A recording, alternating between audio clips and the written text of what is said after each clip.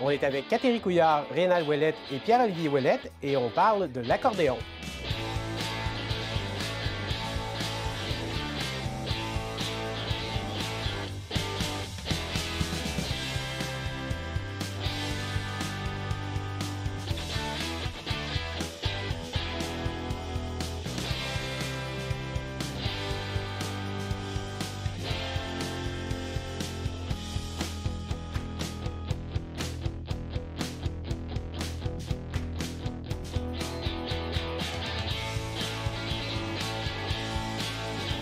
Montmagny, on ne peut pas parler de Montmagny sans parler de l'accordéon. On a avec nous des invités qui s'y connaissent particulièrement. Déjà en partant, comment est-ce que l'accordéon est rentré dans votre vie? Moi, l'accordéon est rentré vraiment par le biais du travail. Donc, il y a maintenant 7 ans, j'ai été invité à commencer à travailler au Carrefour mondial de l'accordéon. Je ne connaissais pas cet instrument, c'était pas une culture. Oui, je connaissais un peu la culture traditionnelle, la musique traditionnelle, mais c'est vraiment par le biais du travail là, que maintenant j'en connais plus. Le Carrefour mondial de l'accordéon, Oui. Rien de moins. Rien de moins. Expliquez un peu ce que c'est pour les gens qui... Oui, donc le Carrefour, c'est un festival qui prend place depuis maintenant 34 ans. Donc l'année prochaine, on va fêter notre 35e anniversaire, qui prend place à la Fête du Travail pendant 3 jours. Donc c'est un festival, comme son nom l'indique, international. On reçoit entre 70 et 80 musiciens de différents pays, donc France, Italie, États-Unis, différentes provinces canadiennes, de différents genres musicaux. Donc c'est vraiment la mission première de l'organisation, c'est ce festival-là. Et de votre côté, l'accordéon? Oh, moi, de mon côté, l'accordéon est arrivé assez jeune. De par ma famille, ma mère est originaire de Montmagny et mes oncles, ils jouaient tous de l'accordéon. Donc, en bas âge, j'ai entendu cet instrument-là, ce répertoire-là, qui était la musique traditionnelle du Québec. Et dès l'âge de 2 ans et demi, il y avait un accordéon qui était par terre. J'ai pris un instrument, puis j'ai joué spontanément de mélodie. Pour vrai, là? Oui, pour vrai. À 2 ans et demi? Oui, bien, c'est ma mère qui me l'a conté, je m'en souviens même pas. Oui, hein. c'est ça. Et c'est ça. C'est comme ça que le long et grand voyage a commencé. Wow! Donc, j'ai interprété des pièces. Là, les gens de la famille étaient ébahis de me voir jouer de l'accordéon à cet âge-là. Ben oui. Puis ils m'ont donné, un de mes oncles m'a donné sur le coup son accordéon. Puis ça a toujours fait partie de ma vie depuis ce temps-là. Wow! Et de votre côté? J'ai commencé un peu sur le tard, pas aussi jeune. Pas à 2 ans et demi? Non. Autour de 20 ans. Ah oui? Oui, c'est un coup de cœur qui m'est apparu comme ça. J'ai grandi avec la musique. J'ai une famille de musiciens, chanteuses. Mon grand-père était violonneux, mon père était guitariste. Il y a eu des groupes de musique. Ils ont fait danser toute la paroisse de Kaposo à l'époque. Et c'est ça. À 20 ans, je me suis mis à l'accordéon. J'ai trouvé différents professeurs qui m'ont mené à m'améliorer. C'est contre-intuitif. Parce qu'étonnamment, à 20 ans, c'est peut-être pas l'instrument duquel on se dirait « Ah ben oui, c'est un peu normal. Tous les jeunes de 20 ans font de l'accordéon. » Pas vraiment. Là. Il y a beaucoup de guitares électriques, de guitares sèches, mais là, de l'accordéon, c'est inusité. Qu'est-ce qui est arrivé? Qu'est-ce qui t'a fait vibrer là-dedans? Grand fan de musique du monde. Ah, ben oui, J'ai commencé à la basse électrique, contrebasse, la guitare, guitare jazz dans le style de manouche, la guitare flamenco que j'ai étudiée vraiment en lisant les partitions de Paco de Lucia. Puis, OK. Ouais. Fait qu'après ça, je suis tombé sur la musique de l'Europe de l'Est en même temps, la musique française, la chanson française, où il y avait beaucoup d'accordéon. Puis j'ai toujours entendu la chanson française par ma grand-mère, par ma mère. Et c'est ça. C'est vrai que la connaissance qu'on a de l'accordéon, souvent, va provenir de la chanson française. Puis d'ailleurs, c'est devenu même un cliché, là, les Français avec l'accordéon. Puis, Mais si je peux me permettre, il y a toujours eu de l'harmonica dans ma famille. Ah! Donc, le son m'a juste rappelé que... Ça rappelait le son de l'harmonica? C'est le même instrument. Bon, je savais qu'on allait me apprendre des affaires. Ben oui, j'avais toujours su ça, moi, que l'harmonica puis l'accordéon, c'est le même. Évidemment pas, tu sais, c'est pas... J'aurais jamais su ça. Quand tu dis que c'est le même instrument, là, pour moi, c'est dur à figurer, là, parce que l'accordéon, c'est gros de même, puis la musique à bouche, c'est gros de même. C'est des hanches libres en métal qui vibrent avec le vent, avec l'air, le passage de l'air. OK. Donc, chaque lame est une note différente. Et au lieu de souffler dedans, on a mis ça dans une boîte en bois avec un soufflet qui fait office de poumon. Ah, fait qu'au fond, c'est comme une musique à bouche, mais donc on reproduit le poumon. J'ai toujours fait la blague, c'est un harmoniciste qui, un jour, pouvait plus souffler par l'asthme ou quelque chose. Il a dit, bon, faut mettre ça dans une boîte. Quelqu'un comme moi qui n'a pas de cardio, c'est ça, il a dû inventer la machine. Ben, ça, c'est une blague. Ben, en fait, non, mais de façon peut-être plus historique, est-ce qu'on sait un peu d'où vient... Est-ce que c'était une transformation d'un autre instrument ou... Ben, l'harmonica a été inventé 2 années avant l'accordéon. C'est M. Buschmann en Allemagne qui a inventé l'harmonica. Puis après ça, tout de suite, Cyril Démian, 2 années plus tard, en Autriche, lui, il a décidé de mettre le soufflet dans la partie centrale, mais au départ, ça s'appelait accordillon, parce que l'instrument, il y avait seulement 4 touches, puis il faisait seulement que des accords. Donc, c'était pour accompagner le chant. OK.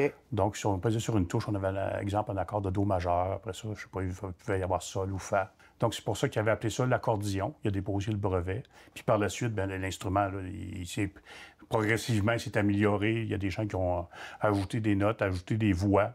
Au lieu d'avoir juste une lame par note, il y a 2 lames par note accordées différemment. Donc, ça donnait un son plus large un peu, à aller jusqu'à l'extrême. Le musette français, il y avait 3 hanches. Donc, qui donnait un son extrêmement large, qui donnait une puissance aussi aux musiciens quand ils faisaient les balles musettes, surtout à l'extérieur. Donc, ces instruments-là projetaient très, très loin, donc ils étaient appréciés des musiciens. Et de nos jours, il y a combien de touches généralement sur un accordéon? Moi, ce qui me fascine de l'accordéon, c'est que c'est la famille des accordéons. Donc, c'est un instrument qui est caméléon, qu'on retrouve partout dans le monde, mais sous différentes formes. Puis c'est différentes techniques pour en jouer, puis bien entendu, les répertoires qui vont avec. Donc, les accordéons diatoniques, comme nous, chez nous, on fabrique à Montmagny, bon, c'est des instruments qui étaient plus début du siècle, des années 1900. Donc, c'est des instruments 10 touches, avec un système bisonore. Si on pèse sur une touche, on ferme l'accordéon, on a une note, exemple le Do. En ouvrant l'instrument, on a le Ré. C'est le même principe que l'harmonica. Mais après ça, bon, ils ont ajouté 2 rangées, 3 rangées de notes pour avoir plus de possibilités. Parallèlement à tout ça, ben, il y a le clavier-piano, l'accordéon clavier-piano qui a été développé. Donc, c'est un clavier pareil comme un piano, mais sur un accordéon. Donc, on a ajouté les notes blanches, les notes noires, donc les altérations, les dièses et les bémols, qui permettaient aux musiciens de pouvoir jouer un répertoire beaucoup plus large, plusieurs styles différents.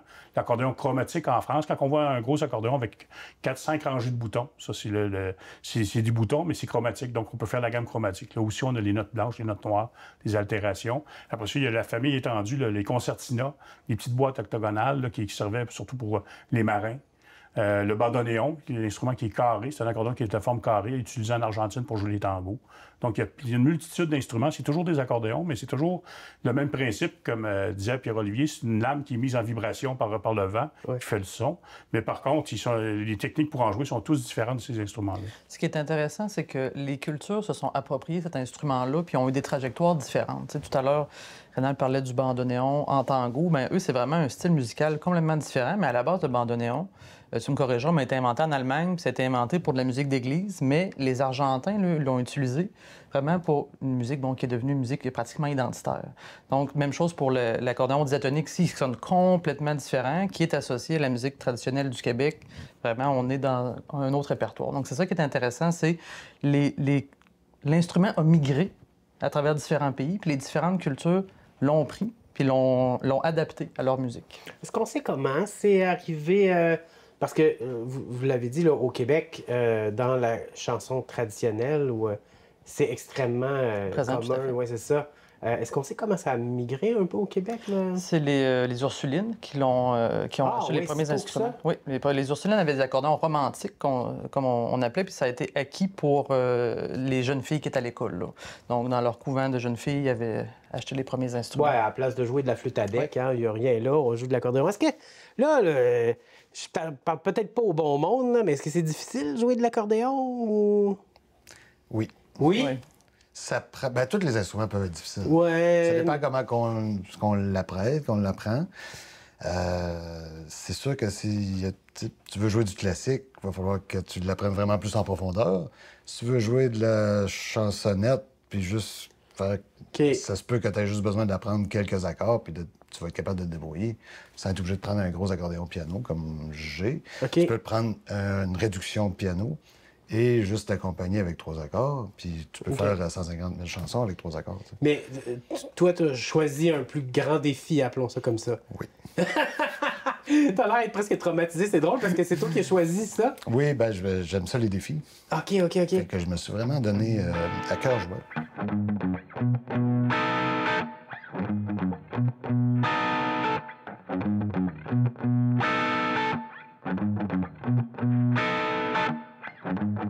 Souvent, mettons, les gens apprennent un instrument de musique, mettons la guitare ou le piano, pour pogner plus avec les femmes ou les hommes. Je me suis déjà acheté un accordéon dans ce but-là. J'ai pas eu la réaction escomptée. Les personnes qui m'ont approché, qui étaient intéressées à vouloir quelque chose, une relation, c'est pas nécessairement les gens que moi j'aurais aimé. On dirait que j'ai comme pas pensé à le public cible. J'ai une couple de dates, ouais. Gisèle, 89 ans. Belle personne. On est sortis ensemble 6 mois, t'sais. On dirait que si j'avais à refaire tout ça, j'aurais appris le piano. C'est un conseil aux jeunes qui aimeraient ça, apprendre un instrument de musique pour éventuellement avoir des relations. C'est le piano ou la guitare. Parce que, mettons, accordéon, flûte traversière, cornemuse, tu vas pas avoir ce que tu recherches. Mais on dirait, des fois, je me mets à la place de l'accordéon, puis je suis comme, tu sais-tu qu'est-ce que t'es, on dirait? C'est comme, c'est soit que t'es ça, ou soit que t'es ça.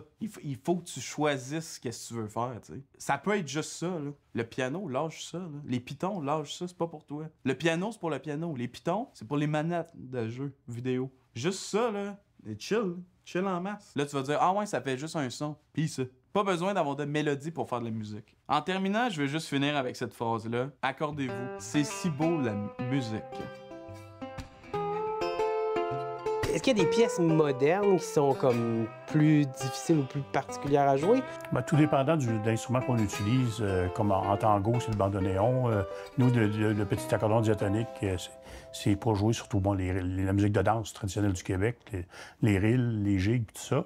Mais dans l'évolution de l'accordéon, il y a l'accordéon maintenant à base chromatique, qui a été développé en Italie, puis les Russes aussi ont développé cet instrument-là. Donc, on peut à la fois à la main gauche, au lieu d'avoir des accords qui sont déjà préfaits, c'est des notes. Fait qu'on a un clavier à la main gauche, mais avec des boutons, puis on a un clavier à la main droite, aussi à boutons, mais 5 rangées de boutons comme les chromatiques. Donc, on peut jouer le répertoire de musique classique. Il y a beaucoup d'adaptations du répertoire de Vivaldi, tout ça, qui a été fait pour l'accordéon en musique classique. Puis, il y a énormément de compositions aussi en musique contemporaine maintenant. Donc, il y a des grands maîtres de l'accordéon uniquement en musique contemporaine ou en musique classique. Il y en a également en jazz. Cet instrument-là est vraiment polyvalent. On peut l'adapter à toutes les sauces. Comme c'est un instrument bisonore, quand tu vas l'ouvrir ou le fermer, la note est différente. Ouais. OK, mais comment rendre ça sur une partition musicale pour un apprenant? C'est pas évident. Nous, à l'école de musique, on a plusieurs jeunes qui apprennent l'accordéon. Oui, l'instrument traditionnel, ça passe souvent à l'oreille, mais si on veut l'avoir en notation musicale, il faut y penser à ça. Comment reproduire le fait que là, on joue les notes, on ouvre, on ferme. Comment reproduire le mouvement sur une partition musicale? Puis même en composition, je sais pas, là, mais je veux dire... en tout cas, parce qu'évidemment, je suis pas musicien, mais je veux dire, il faut que tu le prévois, cette histoire-là, là, tu sais, d'ouverture-fermeture, là, puis le nombre de touches, puis les possibilités d'accords ou pas d'accords. Ou... C'est quand même impressionnant. Est-ce que vous avez une spécialité sur... Moi, c'est vraiment la musique traditionnelle du Québec que j'interprète. Donc le diatonique dont on parle. Le petit accordéon diatonique, oui, effectivement. Mais comme tous les instruments, c'est que quand c'est travaillé puis joué, bien interprété, chaque instrument est difficile à maîtriser puis à sortir des mélodies puis d'être nuancé puis jouer avec émotion. Donc, que ce soit n'importe quel type d'instrument, il faut apprendre à le maîtriser, cet instrument-là. C'est une machine. Le chant, la voix, ça, c'est naturel. Ça vient de notre corps, puis ça sort naturellement. Tandis que les instruments, il faut les maîtriser. Il faut apprendre à travailler avec eux. Est-ce qu'il y a des rilles qui, encore aujourd'hui, quand vous les découvrez ou quand vous les jouez, vous dites « Ah, pas ça, parce que ça va être difficile ». Non, au contraire, on est toujours en évolution. Donc, un musicien de carrière, à chaque mois, on progresse. On fait du progrès. OK. Fait qu'il y a toujours des apprentissages au début, à faire. les défis sont plus au niveau technique. Quand on est plus jeune, on veut relever des défis techniques, donc jouer des notes rapides, des staccatos, puis même faire des notes liées. Qu'est-ce qui est plus difficile en musique, c'est jouer des pièces lentes. Jouer des pièces rapides, comme le disait Pierre-Olivier, ça, on vient à bout de le maîtriser, mais il faut débuter lent. Jouer une grande note longue Et la faire belle et jolie, ça, c'est difficile parce qu'on est comme quelqu'un, un acrobate sur un fil de fer, un funambule. Donc, on se sent dénudé un peu, puis on a peur de tomber en bas du fil. Tandis que quand les notes viennent rapidement et drues, bien là, ça nous sécurise parce que c'est le gros camion qui avance à ce moment-là. C'est bon, le gros camion qui avance. Tu sais, en Argentine, on comprend le tango, tout ça, on a l'impression que même les jeunes vont se lancer sur l'accordéon. Là, dans notre culture à nous, je suis moins certain. C'est une perception que j'ai ou c'est populaire quand même? C'est sûr que c'est populaire dans certains milieux. Évidemment, bon, le monde traditionnel. Il y a quand même un revival, faute d'un meilleur mot français, dans les 35-45. On voit ça dans la participation dans les jam trad, les festivals. Donc, il y a quand même un intérêt chez une certaine clientèle. C'est tout à fait dans la danse traditionnelle. Donc, c'est quelque chose qui revient. Est-ce que ça a la place que ça devrait avoir? Mais c'est sûr qu'il y a toujours la question de l'apprentissage, la transmission. C'est pas des choses qui sont évidentes. Oui, donc, ce que je comprends, c'est qu'à une certaine époque, il y avait comme une relation maître-élève, là, si on veut, mais que là, tranquillement, ça tend à changer. Il y a peut-être plus une transmission par les écoles. Est-ce que c'est comme ça? Oui, bien, c'est ça. De plus en plus, il y a des systèmes d'enseignement qui sont développés. Mais moi, quand j'étais jeune, c'était des réseaux familiales ou des amis ou un oncle. L'apprentissage, je faisais aussi par SRR, de mémoriser le répertoire, essayer d'imiter le formateur, celui qui jouait. Il y avait beaucoup d'autodidactes, puis il fallait espérer qu'il y ait un voyageur peut-être qui passe puis qui joue à l'accordéon. Tout à fait. Il y avait beaucoup d'autodidactes, puis là, tout le monde démarrait avec le répertoire familial. Mais à un moment donné, c'est là qu'on s'apercevait, en entendant des disques à la radio, qu'on pouvait se procurer, qu'il y avait des grands virtuoses de cet instrument-là. Donc, on essayait d'apprendre ce répertoire-là via les supports qui venaient sur le disque 33 tours. Par la suite, c'était les cassettes, les CD. Ça fait que ça, c'était le système un peu au niveau d'apprentissage, était comme ça. Mais maintenant, nous, à Montmagny, on a eu le projet de partir une école de musique. Puis il y a un volet accordéon qui est intéressant. Donc, on a parti une classe d'accordéon. Ce Catherine pourra l'expliquer mieux.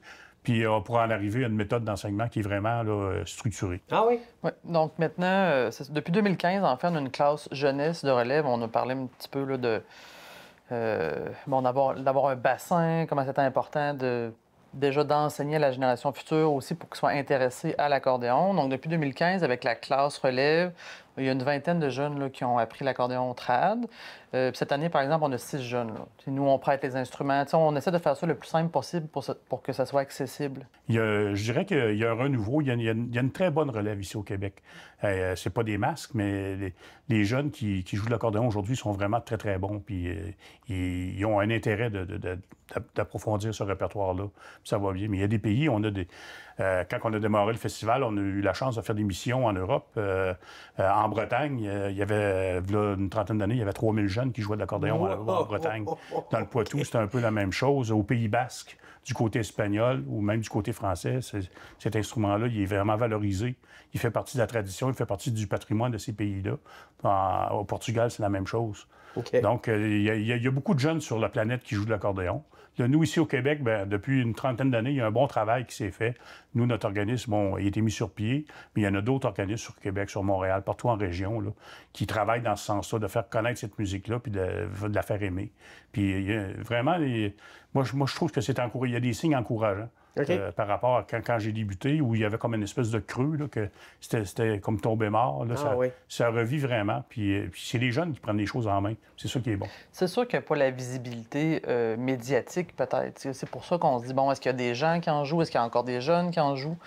C'est peut-être ça qui donne l'impression qu'il y a un moins grand bassin d'intérêt ou qu'il y a moins d'apprenants. C'est peut-être pour ça. Mais c'est vrai que la musique trad, surtout, évidemment, dans le temps des fêtes en particulier, il y a un intérêt qui a grandi si on compare à quelques années.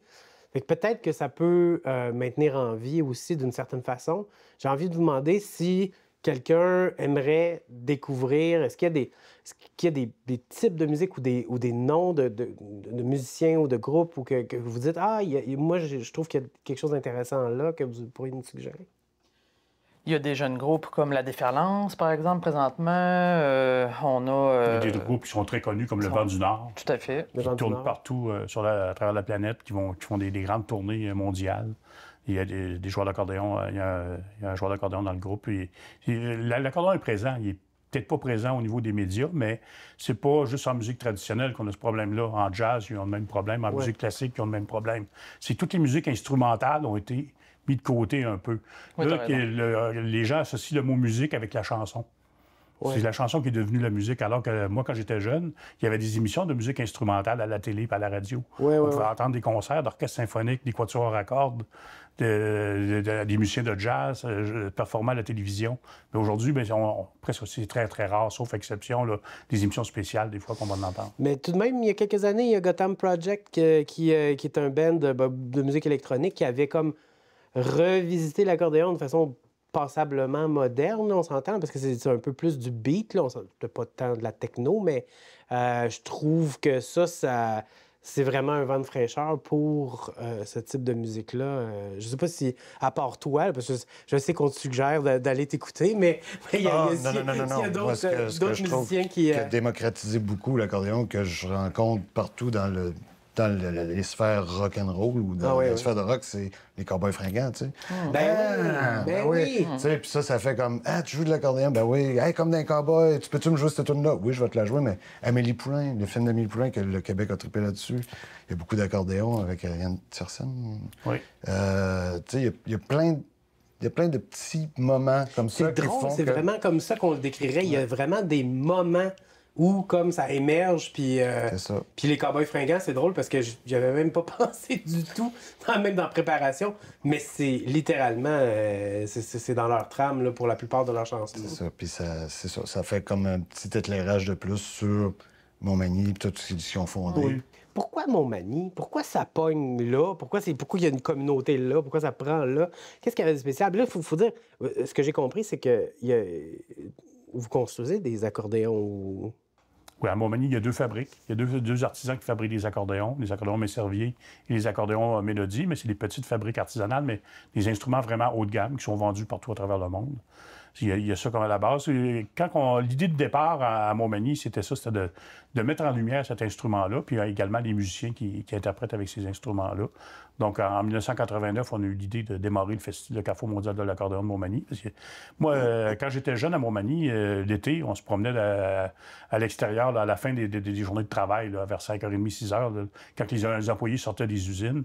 Puis il y a beaucoup de monde qui était assis sur la galerie et qui jouait à l'accordéon. C'est une sonorité qu'on entendait beaucoup. Wow. Puis ça a resté beaucoup. Il y a beaucoup de gens aussi qui beaucoup de familles. Beaucoup de familles. C'est les réseaux, c'est les familles. Puis ça a resté. C'était une force qu'il y avait à Montmagny. Donc, là, en 1989, on a décidé de démarrer le festival. Puis, justement, pour pas faire comme un espèce de ghetto, que ce soit juste musique traditionnelle, dès le départ, on a décidé, on va mettre l'accordéon en évidence, mais pas juste l'accordéon du Québec. L'accordéon aussi au niveau international.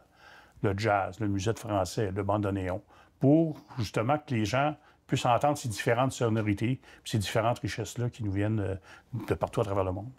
Écoutez, merci beaucoup d'avoir partagé sur cet extraordinaire instrument.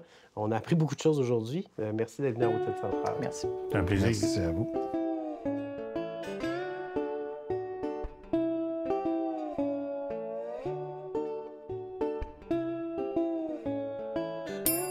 On parle d'accordéon. Jacques Brel, à part lui, qui met de l'accordéon dans sa musique? Personne. C'est vrai qu'aujourd'hui, on dirait que c'est moins répandu, du moins dans la musique, mettons, populaire qu'on entend à la radio. L'accordéon, moi, je trouve ça fabuleux comme instrument parce qu'on dirait que tu sais pas trop par quel bout le prendre. Il y a des pistons, ça se déplie. Je trouve ça magnifique comme instrument. Je pourrais jamais en jouer, mais je trouve ça magnifique. Première chose, là, les basses sur l'accordéon, il y a plusieurs surnoms à cet instrument-là. Tu sais, nous, on dit accordéon, mais attache ta tuque avec la broche, mon ami. Ailleurs dans le monde, on appelle ça un piano du pauvre. Bien, étonnamment. Vas-y, continue. Le piano à bretelles. Ah, c'est fonctionnel, tu sais. Ouais. De façon un peu plus poétique, moi, j'aime beaucoup la boîte à frissons.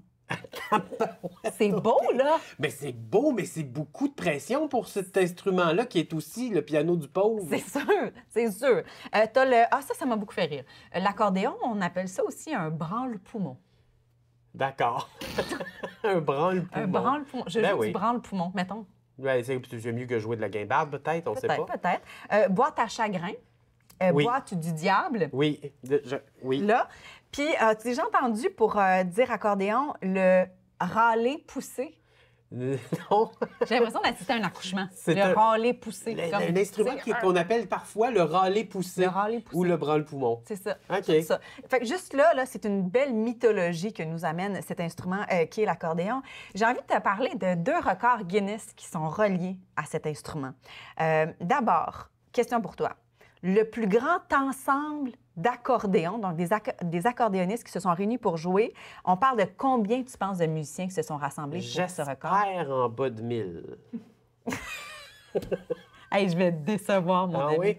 2260 personnes avec leur râler poussé qui viennent jouer. Ça s'est passé à Shenzhen, en Chine, le 24 juillet 2017. C'est quand même récent.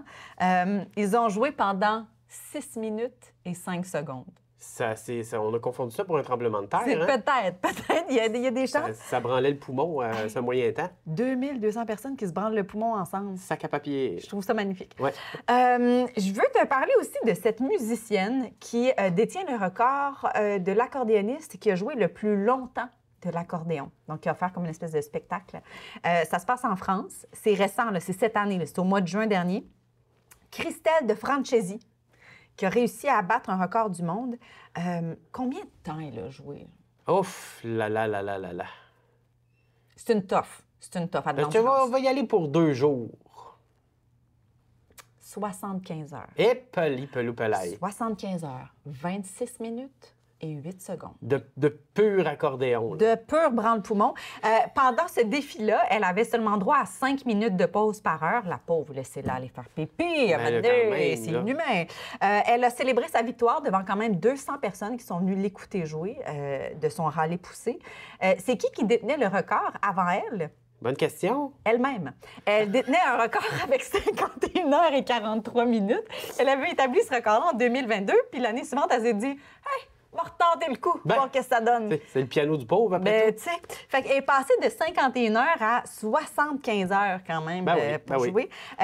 Pour tenir pendant 3 jours consécutifs, avec, on se rappelle, seulement 5 minutes de pause par heure, elle a subi un entraînement sportif intensif. C'est physique en sapristi, là, jouer de l'accordéon. Ça doit. Elle joue depuis l'âge de 7 ans. C'était quand même une habituée. C'est une ancienne professeure aussi d'accordéon. Fait que elle maîtrise vraiment l'appareil. Comment elle s'est préparée à cet exploit-là? Comment? Elle a beaucoup marché. Okay, la marche, ça fait partie de son entraînement quotidien. Elle a fait du Krav Maga. Le Krav Maga. C'est-à-dire?